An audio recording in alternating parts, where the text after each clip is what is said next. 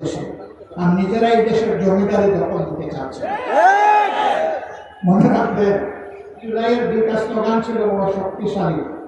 একটা ছিল we want justice, আরেকটা ছিল দেশটা কারো বাপের নয়। দেশ বাংলাদেশের জনগণ। আধিপত্যবাদের দূষণদেরকে তারা দেখে শত শত আলিম ওলামা বুকের তাজা রক্ত এবং জীবন দিয়ে এই দেশবাসীকে জীবন এনে দিয়েছে। আমরা সেই আলিম ওলামার সাথে বিশ্বাসঘাতকতা করব। আমাদের যে যুব সমাজ, যে শ্রমিক সমাজ, যে কৃষক সমাজ, আপামার জনগণ, এমনকি 4 বছরের শিশু জীবন দিয়ে আমাদেরকে ঋণী করে দিয়েছে। আমরা তাদেরকে কথা দিচ্ছি, আমরা তোমাদের সাথে বেঈমানি করব না।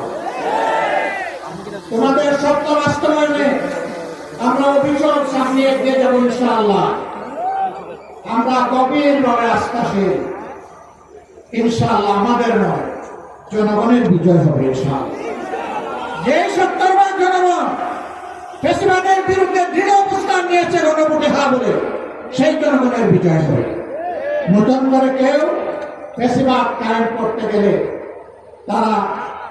তাদেরকে অনুরোধ করব, নিকট অতীতে যাদেরকে এখন বুকে টেনে নিয়ে আপনারা এই নির্বাচনের বৈতরণী পার হয়েছেন, যাদের হাতে পায়ে ধরে ইঞ্জিনিয়ারিং করে ক্ষমতা এসেছে, তাদের পরিণতি থেকে শিক্ষা গ্রহণ করুন। সম্মানিত ভাই বন্ধুগণ, তারা সংসদে দাঁড়াইলেই বলেন একটা সুষ্ঠু নির্বাচনের মধ্য দিয়ে গঠিত সরকার।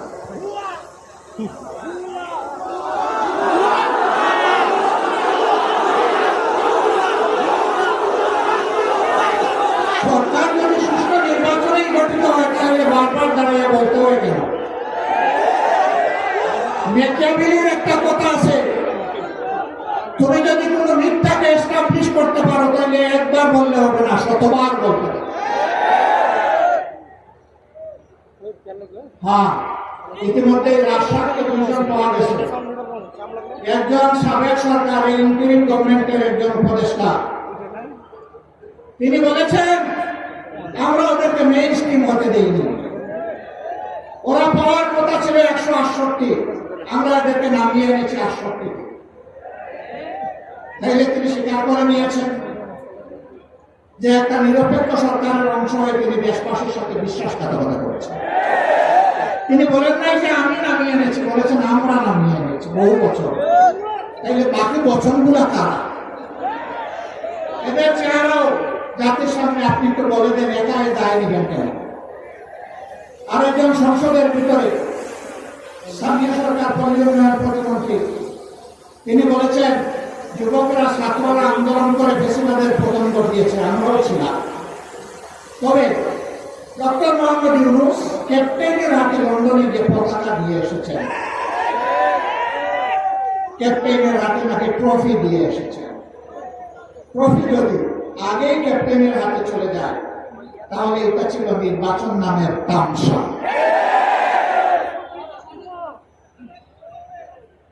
তারা স্বীকার করে নিচ্ছেন মৌলানা মামুনুল হক সংসদে গেলে কি হতো? যা হতো এর ভয়ে তাকে আটকে দেওয়া হয়েছে। কতদিন আটকাবে? ইনশাআল্লাহ দেশপ্রেমিকরাই বাংলাদেশ আগামীতে পরিচালনা করবে ইনশাআল্লাহ। তৈরি হন, লড়াই চলবে, থামবো না, চালিয়ে যাব। জনগণের অধিকার আদায় না হওয়া পর্যন্ত জীবন যাবে, কিন্তু মাথা মতো করবো না ইনশাআল্লাহ।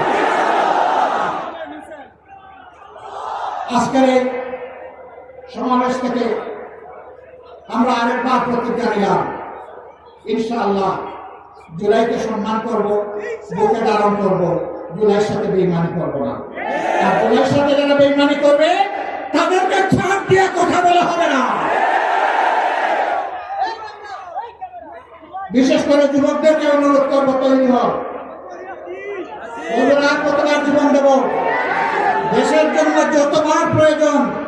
আমিও তোমাদের কাতারে দাঁড়িয়ে বলছি, আমিও যুবক, জীবন দিতেই থাকবো।